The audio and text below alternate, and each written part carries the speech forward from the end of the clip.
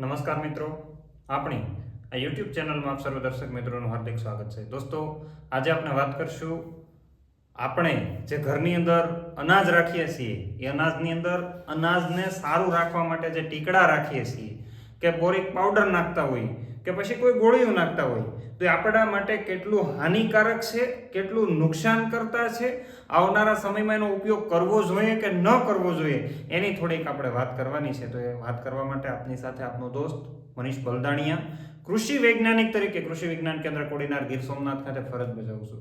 દોસ્તો, વર્ષોથી આપણે એક જ વસ્તુ વાપરતા આવ્યા છીએ. આપણો એક વિડીયો છે ખૂબ સારો એવો અનાજ સંગ્રહ કરવા માટે દેશી પદ્ધતિ, ખૂબ સારો એવો તમારો બધાનો પ્રેમ મળ્યો છે. એવો જ પ્રેમ આવનારા બધા જ વિડીયોની અંદર મળે એવી અપેક્ષા રાખું છું. દોસ્તો, સૌ પ્રથમ વાત તો આપે ચેનલ સબસ્ક્રાઇબ ન કરી હોય તો ચેનલને સબસ્ક્રાઇબ કરી દેજો. અન્ય લોકોને માહિતી છે પહોંચાડજો, જેથી કરીને એને પણ ખ્યાલ આવે કે આ ખરેખર ફાયદામંદ છે, ફાયદાકારક છે કે નુકસાન કરતા છે. અને માહિતી સારી લાગતી હોય તો દોસ્તો લાઈક કરવાનું નહીં ભૂલતા, કારણ કે તમારો આવો નવો પ્રેમ અમને એવી બધી હૂંફ આપી છે, નવી માહિતી લાવવાનો પ્રયાસ ચાલતો રહેતો. દોસ્તો, ખાસ કરીને આજે વાત કરવી છે કે અનાજના જે ટીકડા, મોટાભાગના લોકો શહેરની અંદર જાય કે આપણે તો મેડિકલથી અનાજના ટીકડા મળી જાય, કોઈ દુકાનેથી અનાજના ટીકડા મળી જાય, પાવડર મળી જાય અનાજનો, જે બોરિક એસિડ પાવડર આવે છે, બરાબર. તો આ એલ્યુમિનિયમ ફોસ્ફાઇડના જે ટીકડા આવે છે અથવા તો એની જે ગોળીઓ આવે છે અથવા તો એના જે પાઉન્સ આવે છે એ આપણા માટે કેટલા જોખમી છે એ તમને ખબર નથી, કારણ કે એની પાછળ શું લખેલું છે એ તમે જોયું નથી, તમે એની વાપરવાની રીત તમને ખબર નથી અને તમે વાપરી દો છો. અને દોસ્તો, આની અસર તાત્કાલિક નથી થતી પણ લાંબા ગાળાની અસર થતી હોય છે.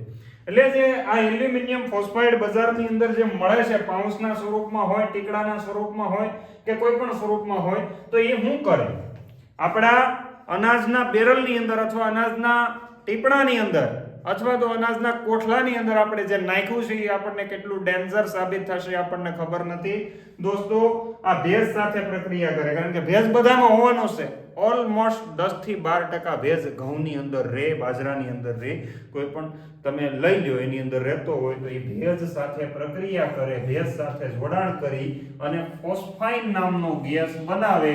એટલે જ એની અંદર એલ્યુમિનિયમ ફોસ્ફાઇડનો ગેસ થાય ને તમે જોજો ઘણી વખત તો ઘરની અંદર ઊભાતું નથી એવા પ્રકારનો ગેસ આવે. એ ગેસ કેટલો ડેન્જર છે તમને નથી ખબર, કારણ કે તમારી ઉંમર વધારે છે, તમે 30-35 વર્ષના છો એટલા માટે આ તમને ડેન્જર નડતું નથી, પણ તમારા ઘરની અંદર જે બાળકો થાય એના માટે બહુ ડેન્જરિયસ હોય છે. એટલે ખાસ કાળજી રાખજો, બરાબર. કે ફોસ્ફાઇન નામનો જે ગેસ છે એ ગેસ અત્યંત ઝેરી છે, એ હવામાં નીકળે છે. કેવો છે? અત્યંત ઝેરી ગેસ છે. આ ઝેરી ગેસ છે તમારા અનાજની અંદર રહેલી કોઈ પણ જીવાત શ્વાસ બધા લે છે. ધનેડું પણ શ્વાસ લે છે, મટકું પડે તો એ પણ શ્વાસ લે છે, ફૂદાની ઈયળો થાય તો એ પણ શ્વાસ લે છે, માણસ હોય તો પણ શ્વાસ લે છે, અને પ્રાણી હોય તો પણ શ્વાસ લે, ઉંદર હોય તો પણ શ્વાસ લે. આ શ્વાસની અંદર આ ગેસ જાય એટલે જેટલા એ માઇન્યુટ એટલે નાના હોય, બરાબર. તમે ધનેડા છે એ આપણા સમકક્ષમાં બહુ નાના છે, પછી એના મટકા આવે ને પછી ઉંદર આવે ને આ બધા, પણ એ આપણથી જેમ મોટા થાય LD50 વેલ્યુ એની પ્રમાણે હોય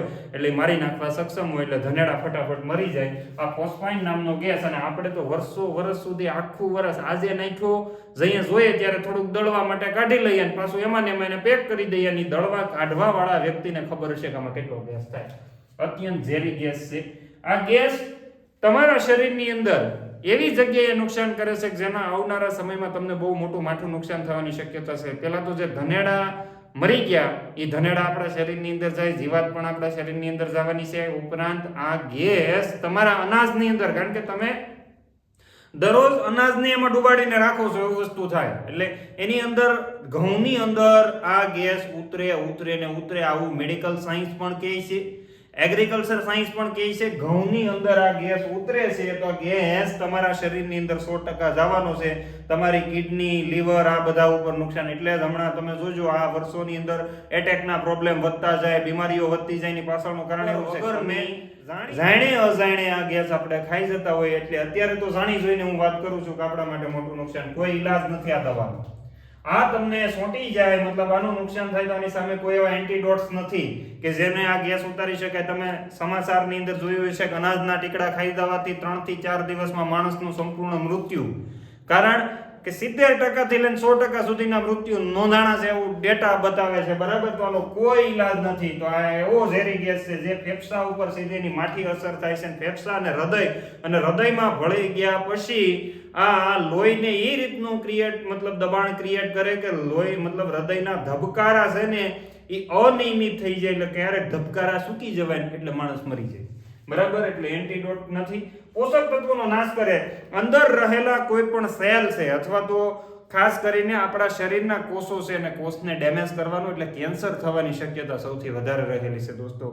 આનો ન વપરાશ થાય તો વધારે સારું. બીજું, અનાજની અંદર જે કંઈ પોષક તત્વો છે એમાં પ્રોટીન, એમિનો એસિડ, વિટામિન્સ આને પણ નાશ કરવાની ક્ષમતા આ ગેસ ધરાવે છે. ફોસ્ફાઇન નામનો ગેસ, પોષક તત્વો, વિટામિન્સ. તો પછી આપણે ખાધું શેના માટે?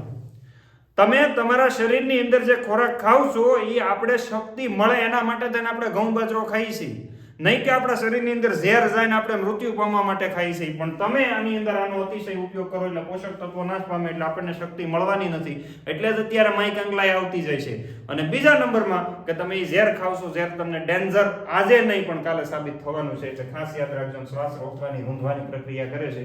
અને ઉપરાંત આ ગેસ તમારે જો એમાંય પીપણું કે જે કોઠલો કે તમે જે એમાં રાખતા હોય ને એમાં ટીકડા નાખતા હોય કોઈ પણ, તો એ તમને શ્વાસ તમારા ત્યારે મોટા ભાગના લોકો રૂમ બંધ કરીને સૂતા હોય છે, બરાબર. સાંજના સમય એમાં ઘરમાં બાળકો હોય, આ બાળકોના શ્વાસમાં જાય, કારણ કે શ્વાસમાં જશે એટલે બાળકોની શ્વાસ લેવાની તકલીફ ઊભી થશે.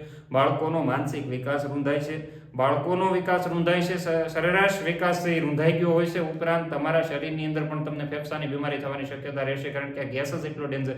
એ રૂમની અંદર ગરોળી નથી રહી શકતી, ઉંદર નથી રહી શકતા, અને તમે રહ્યો છો તો એ તમારા માટે આ બહુ મોટો ડેન્જરિયસ છે. એટલે આ ગેસ, અને આમાંય ઘણીવાર આગ લાગવાની પણ શક્યતા વધારે રહેતી હોય. તમે જોજો એ ગેસને ક્યારેક આમ ફૂલી ગયેલું પાઉસ હોય ને પછી એમાં ટાંકણી મારજો અને પછી એમાંથી ફૂલ સ્પીડમાં ગેસ નીકળે ત્યારે આગ પણ લાગવાની મેં મારી નજરે જોયેલી છે. એટલે ખાસ તમારે યાદ રાખજો કે આ એલ્યુમિનિયમ ફોસ્ફાઇડ ગેસ અનાજના ટીકડાને વાપરવામાં ન આવે. એનો તમે અહીં ફોટોગ્રાફ જોઈ શકો છો, એની માથે ડેન્જર લખેલું છે, લાલ કલરનો સિમ્બોલ છે, અને ન વાપરવું જોઈએ. ઘરગથ્થુ વપરાશ માટે આની કોઈ ભલામણ નથી.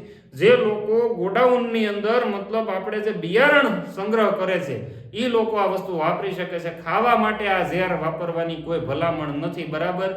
મોટા જ્યાં ગોડાઉનો હોય જ્યાં બિયારણનો સંગ્રહ થતો હોય ત્યાંનો ઉપયોગ થવો જોઈએ. તમને એમ થાય તો અનાજનો પાવડર, તો આ મોટા ભાગના લોકો જે બોરિક એસિડ આવે છે, બરાબર, અનાજનો જે પાવડર આવે છે, મોટા ભાગની બહેનો એવું માને છે કે આ ઝેર નથી, આ મીઠો પાવડર છે. આપણે દુકાને જઈને માગીએ મીઠો પાવડર અનાજ હાંસવવાનો આપો નહીં, એલા આ એક મોટા પ્રકારનું ઝેર છે. એટલે ખાસ કાળજી રાખજો. બોરિક એસિડ પણ ડેન્જરિયસ છે. કઈ રીતના? બોરિક એસિડ તમારા ઘઉં સાથે, તમે બાજરા સાથે મિક્સ કરો છો, મિક્સ કર્યું એટલે એની અંદર ઝીણા કાણા હોય એની અંદર ઉતરી જવાનું છે, બરાબર, સાફ નથી થવાનું. તમે કઈ ક્યારેય ઘઉં ધોઈને દળાવેલા ખરા? તમે બાજરો ક્યારેય ધોઈને દળાવેલો ખરો? પોસિબલ જ નથી. તો આ બોરિક એસિડ નામનો જે પાવડર તમારા શરીરની અંદર ઉતરે છે, તમારી પાચન તંત્ર ઉપર એની માઠી અસર થાય છે, પાચન તંત્ર તમારું નબળું પડે છે. એટલા માટે શરીરની અંદર કબજિયાતનું પ્રમાણ વધતું જાય દિવસે ને દિવસે. શરીરની અંદર અપચાનું પ્રમાણ વધતું જાય, કારણ કે તમારું પાચન તંત્ર નબળું પડ્યું છે. હવે એ પાચન તંત્રની અંદર આ પાવડર ઉતર્યો હોય 72 કલાકે બહાર નીકળે. એ પેલા કિડનીમાં ફિલ્ટર માટે જાય, એટલે કિડની અને લીવર બંને ડેમેજ થાય છે. લાંબા સમયગાળે તમારે કિડનીની બીમારી, એટલા માટે આજના દિવસે તમે જોશો કિડનીની બીમારી દિવસે ને દિવસે વધતી જાય. એની પાછળનું કારણ, અને શહેરી લોકોને સૌથી વધારે આ નુકસાન, કારણ કે લીવર, કિડની ઉપર આની માઠી અસર થાય છે. બીજું, નપુંસકતા આવી જાય. શરીર છે એ બધા જ પ્રકારની શક્તિઓ ગુમાવે છે, એટલે નપુંસકતા આવી જાય, શુક્રાણુની સંખ્યા ઘટી જાય, મનુષ્યની પ્રજનન ક્ષમતા છે ઘટી ગઈ. એની પાછળ પણ એક આ કારણ જવાબદાર છે. અને બીજું, બાળકો ઉપર ખતરો છે. બાળકોના અંગો છે એ સૌથી વધારે નાજુક હોય. બાળકોનું લીવર નાજુક હોય, બાળકોની કિડની પણ નાજુક હોય, બાળકોનું હૃદય પણ નાજુક હોય. અને બાળકને આપણે હોંશે મારો દીકરો કે મારી દીકરી રોટલી ખાતા શીખી ગઈ, રોટલો ખાતા શીખી ગઈ, એને ક્યાં ખબર હતી કે મને આ લોકો આવા પ્રકારનું ઝેર ખવડાવશે? દોસ્તો યાદ રાખજો, આ બોરિક એસિડ પાવડર હોય, મીઠો પાવડર કહેતા હોય તો એ ભલે, કે અનાજના ટીકડા તમે કહેતા હોય તો ભલે, અનાજ સંગ્રહ ખાવા માટે ઝેર, સામી નજરનું ઝેર છે, આ નજરનું ઝેર ન ખાવ તો વધારે સારું. અને બીજી એક મહત્વની વાત, તો તમારે સાચવવું હોય તો શું કરી શકાય, તો દાણાને છે ફૂલ તડકો ખવડાવી દો, કડકડતા દાણા થઈ જાય પછી એની અંદર એરંડિયું અથવા મગફળીનું તેલ છે એનું આપણે છે એ ખાસ મગફળી અથવા એરંડીના તેલથી છે ને મોઈ દઈ, જેથી કરીને લેયર બની જાય. એટલે ઓલા ધનેડા બસાવવામાં આપણે આપણું શરીર, ધનેડાથી અનાજ બસાવવામાં આપણે આપણું કરોડો રૂપિયાનું શરીર હોસ્પિટલની અંદર જાવ, એની કેટલી વેલ્યુ છે, બરાબર.